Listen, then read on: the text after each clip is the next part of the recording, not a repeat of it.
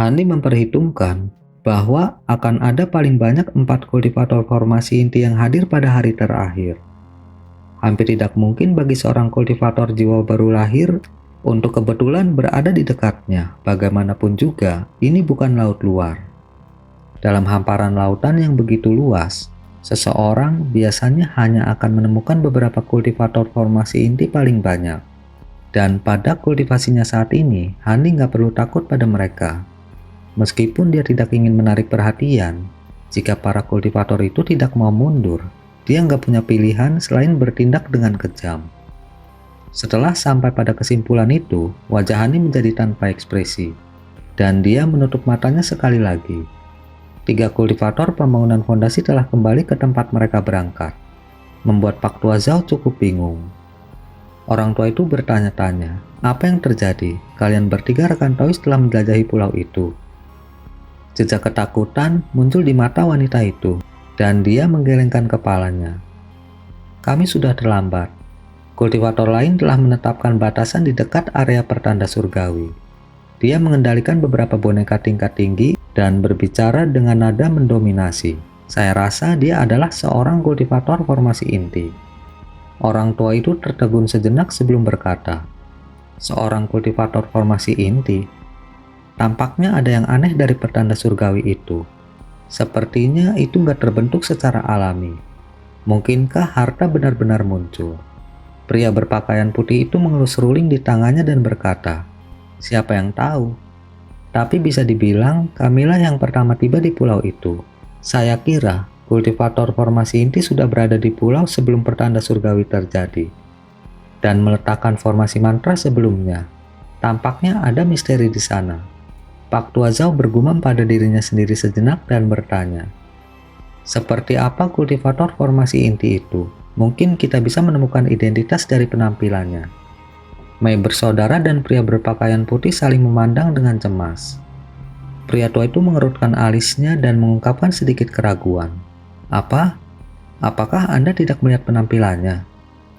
Ketika pria berpakaian putih melihat ekspresi pria tua itu, dia mengingat masalah sebelumnya dan wajahnya menjadi cemberut. Dia berkata dengan nada kesal, jika saudara Zhao meragukan kata-kata kami, maka kamu bisa mencari sendiri dan melihat apakah senior itu akan memperlakukan Anda dengan lunak atau tidak. Saya tidak percaya dia akan melakukannya. Orang tua itu terkekeh dan menjawab, rekan Taois salah paham, itu hanyalah pertanyaan impulsif. Karena pulau itu sudah memiliki senior formasi inti di atasnya, maka tidak ada tempat di sini untuk orang-orang dari kultivasi kita. Terlepas dari apakah ada harta yang benar-benar muncul atau tidak.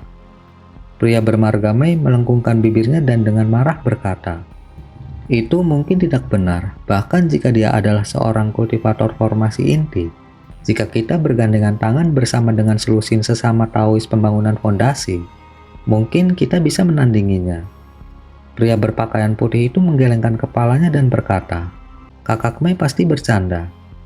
Belum lagi kita tidak memiliki banyak kultivator pembangunan fondasi. Kita bahkan tidak tahu apakah benar-benar ada harta di pulau itu atau seberapa berharga harta itu. Siapa yang mau secara membabi buta menyinggung seorang kultivator formasi inti untuk sesuatu yang belum jelas.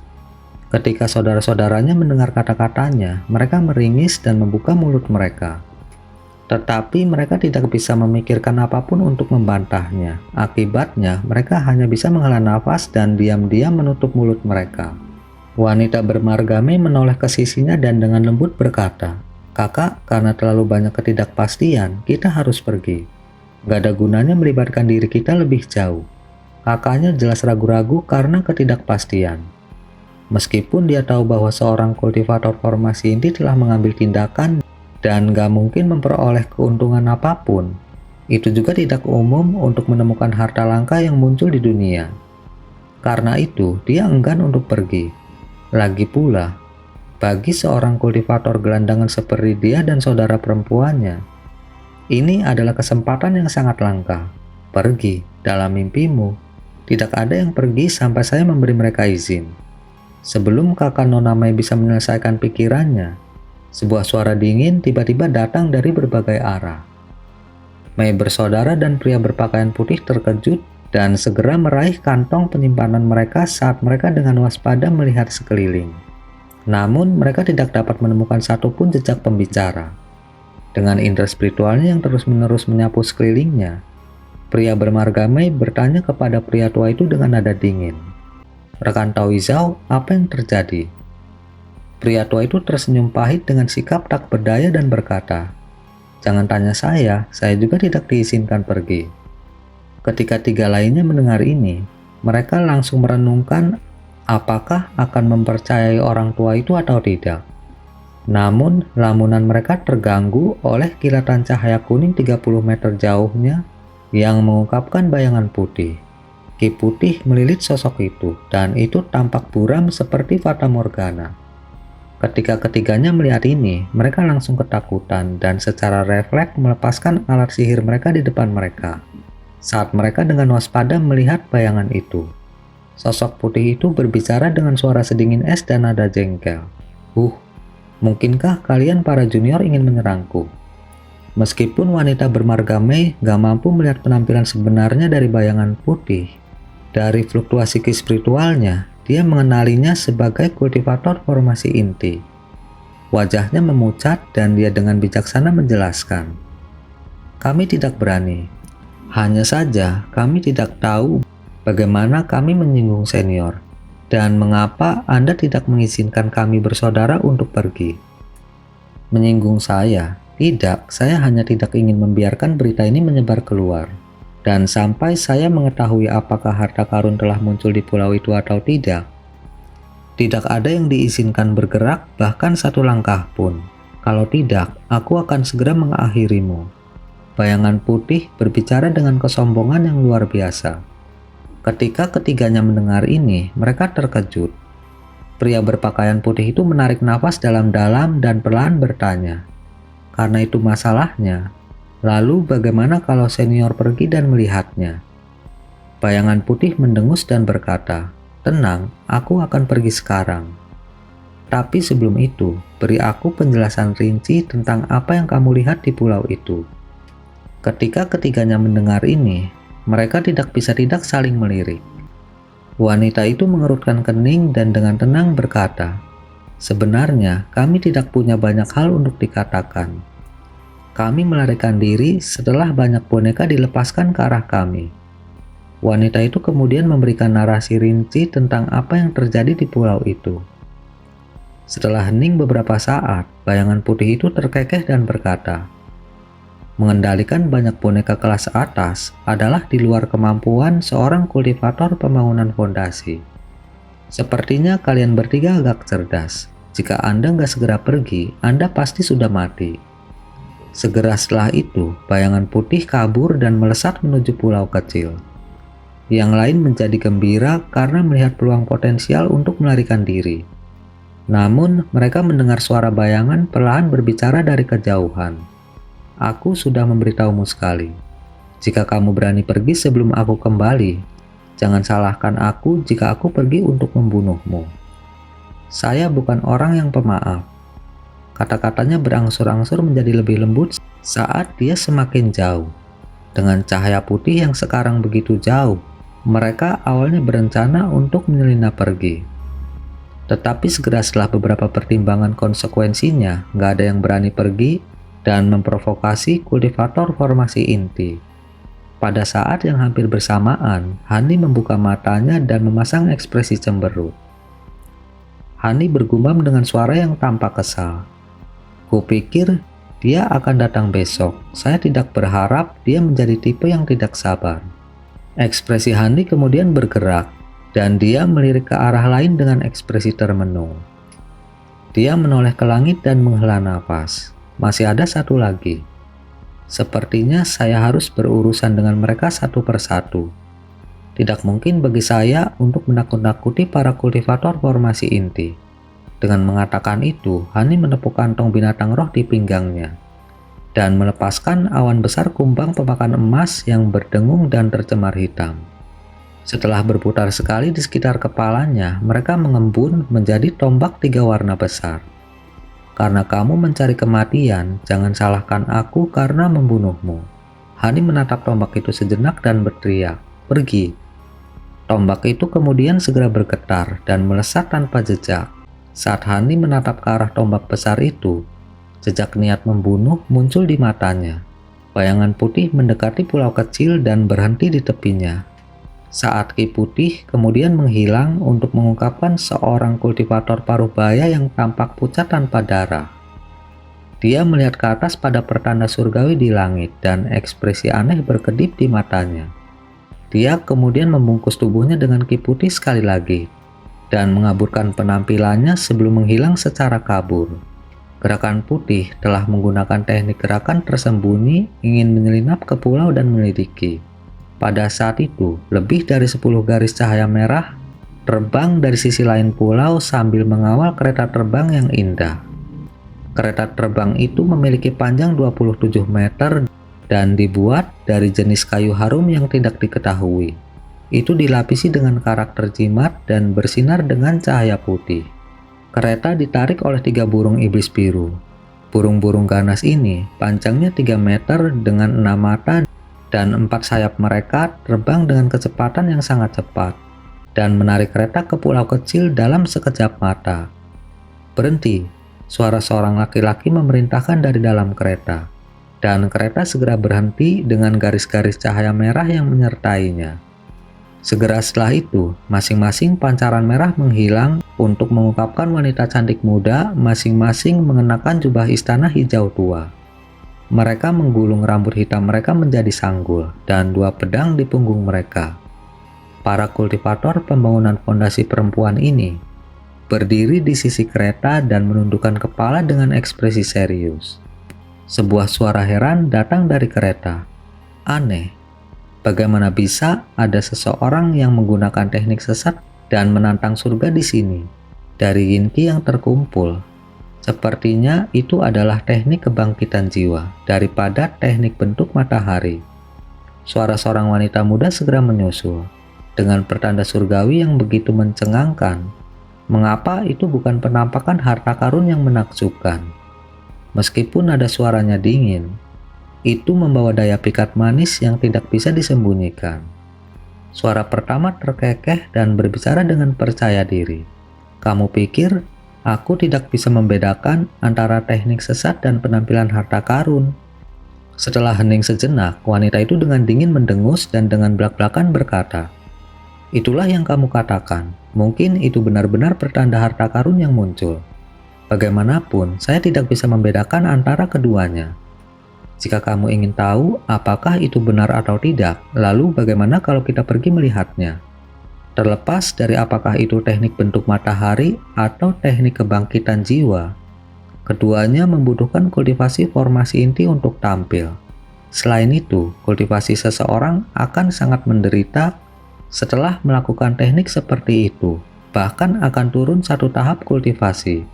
Saya cukup penasaran untuk melihat siapa yang melakukan teknik ini. Jika kultivasi mereka cukup dalam, maka mari kita bawa mereka bergabung. Aula merpati surgawi kita saat ini kekurangan beberapa penegak." Pria itu tampak sangat memanjakan wanita itu. Wanita itu ragu-ragu sejenak sebelum menyetujui. "Baiklah, karena binatang ini telah terbang selama hampir sebulan, dan aku merasa agak bosan. Mari kita pergi ke pulau itu. Sebentar, saya akan menonaktifkan penghalang pelindung." Segera setelah dia mengatakan ini, kereta itu bersinar dengan cahaya putih, dan cahaya itu perlahan memudar, memperlihatkan pria dan wanita yang duduk di dalamnya. Pria berjubah rami itu tampaknya berusia akhir 20-an, dan kepalanya terangkat tinggi, memberinya penampilan yang elegan dan halus. Sebagai hasil dari seni kultivasinya yang tidak diketahui, dahinya samar-samar bersinar dengan cahaya keemasan. Di sampingnya duduk seorang wanita muda yang tampaknya berusia akhir belasan tahun. Dia mengenakan jubah sutra putih dengan kulit sehalus batu giok dan rambut panjang seperti satin hitam. Namun, kulit wanita itu pucat pasi, memberinya penampilan seperti mimpi dari dunia lain. Wanita muda itu bersandar di sudut kereta dan mengerutkan kening, seolah-olah dia tidak senang. Tetapi setelah melihat penghalang cahaya larut, ekspresinya bergerak ketika dia berdiri dan meninggalkan kereta. pria itu dengan lembut memperhatikan wanita itu dan mengikutinya keluar dengan senyum tipis. Wanita muda itu melirik ke arah pulau dan dengan ceroboh berkata, "Rekan Taois Wen, apakah kemungkinan kabut hantu muncul di dekatnya tinggi? Menurut apa yang saya ketahui tentang bencana alam paling misterius, kabut hantu tidak memiliki pola yang jelas." Terbiasa dengan perilaku anehnya, pria itu memegang tangannya di belakang punggungnya dan tersenyum. Tidak ada pola pasti yang dapat ditemukan dari kabut hantu. Namun, saya telah menghabiskan cukup banyak upaya dalam mengumpulkan data untuk kabut hantu yang telah terjadi dalam beberapa ratus tahun terakhir dan menemukan sesuatu yang cukup menarik. Kabut hantu sering segera terjadi setelah ada letusan gunung berapi di dekatnya. Meskipun hal ini tidak selalu terjadi, setidaknya ada sepertiga korelasi. Lautan ini kebetulan memiliki 2 letusan gunung berapi di dekatnya, jadi saya rasa kemungkinan munculnya kabut hantu relatif tinggi. Ketika wanita muda itu mendengarnya, matanya menunjukkan ekspresi aneh. Setelah beberapa saat ragu-ragu, dia perlahan bertanya, "Apakah rekan Taois Wen menghabiskan waktu yang lama bepergian denganku ke tempat ini untuk melihat kabut hantu? Ketika kultivator biasa menghadapi kabut hantu, mereka binasa. Mengapa Anda mengambil inisiatif untuk pergi mencari kabut hantu? Kenapa tidak? Saya tidak memiliki masalah saat ini. Dan tidakkah lebih baik untuk melihat apakah penelitian saya benar atau tidak? Jangan bilang jika kabut hantu benar-benar muncul di sini, aku tidak akan bisa melarikan diri." Pemuda bermarga Wen melambaikan lengan bajunya dengan ekspresi acuh tak acuh. Ketika wanita muda itu mendengarnya, dia tetap diam untuk beberapa saat dan menunjuk ke pertanda surgawi di atas pulau dan dengan tenang bertanya, "Apakah kita akan pergi sekarang? Tampaknya kultivator berada di tengah periode ritual yang penting. Bukankah kita akan mengganggu mereka?" Ekspresi arogan muncul di wajah pria elegan itu dan dia dengan belak-belakan berkata, "Aku mengganggu. Saya Wen Tianren ingin mengobrol dengan kultivator formasi inti. Jika dia berani bersikap kasar padaku, maka aku akan membunuhnya." Wanita itu melirik pemuda itu dalam diam. Tetapi memang benar bahwa kemampuan pria ini sangat luas dan mendalam. Meskipun dia belum memadatkan jiwa baru lahir, dia nggak tertandingi di antara para kultivator dengan kelas yang sama. Dia terkenal sebagai kultivator formasi inti terkuat di Laut Bintang yang tersebar. Dan kemungkinan besar memang demikian. Ekspresi pria itu tiba-tiba bergerak dan dia melirik pulau itu dengan takjub. "Apa? Ada apa?"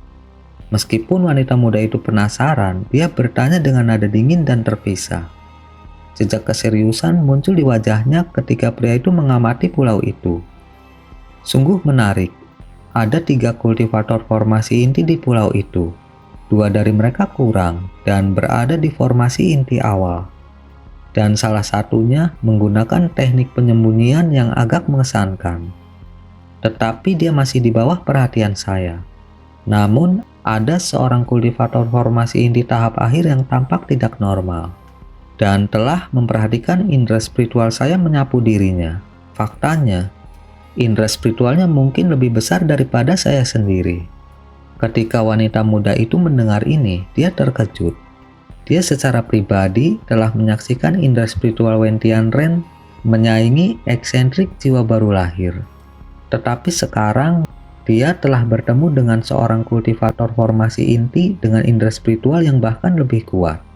Ini benar-benar sulit untuk dipercaya, menyebabkan ekspresi aneh muncul di wajahnya untuk pertama kalinya dalam waktu yang lama.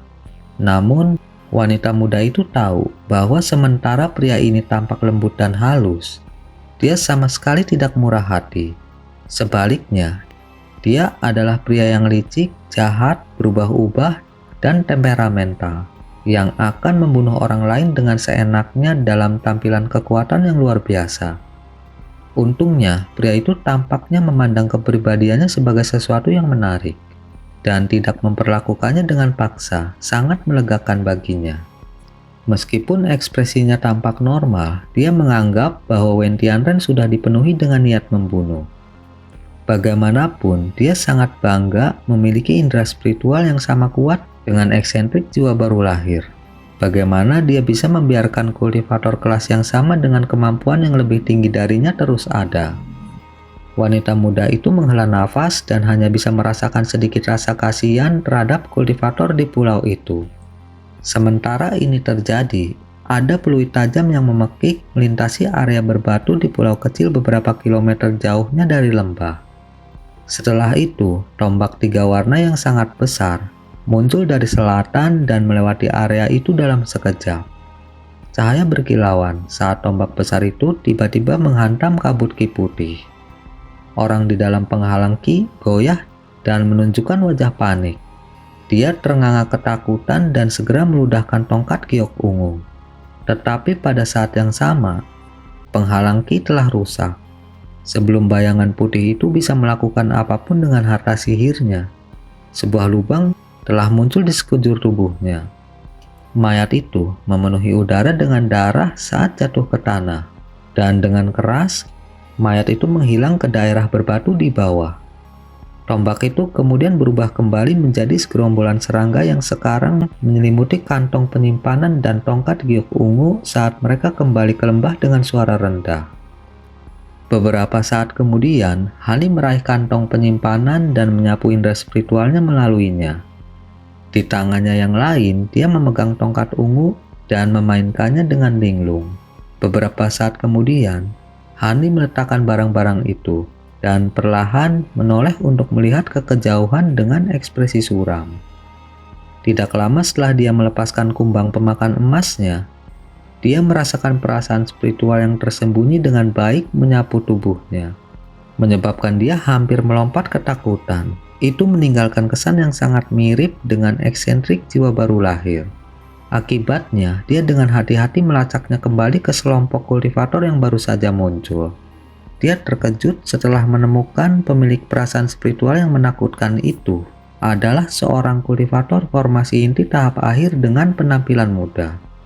Faktanya, dia tidak tampak jauh berbeda dari Hani sendiri.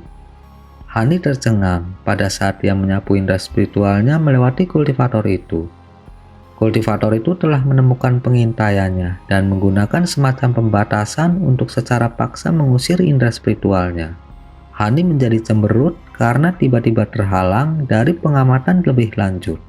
Setelah rasa spiritual Hanli ditolak, dia secara alami menyimpulkan bahwa dia bukanlah kultivator biasa.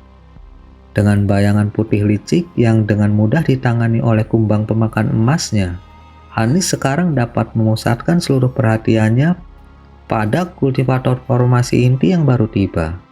Hani mengalihkan pandangannya kembali ke lembah dan melihat bahwa formasi mantra telah tertutupi oleh penghalang tak tertembus dari inki yang gelap gulita.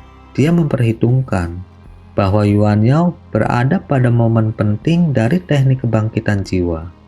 Jika dia diganggu pada saat ini, Yanli tidak hanya ditakdirkan untuk selamanya tidak lebih dari jiwa tanpa tubuh, tetapi Yuan Yao juga akan menerima serangan balasan dan cedera yang mengerikan.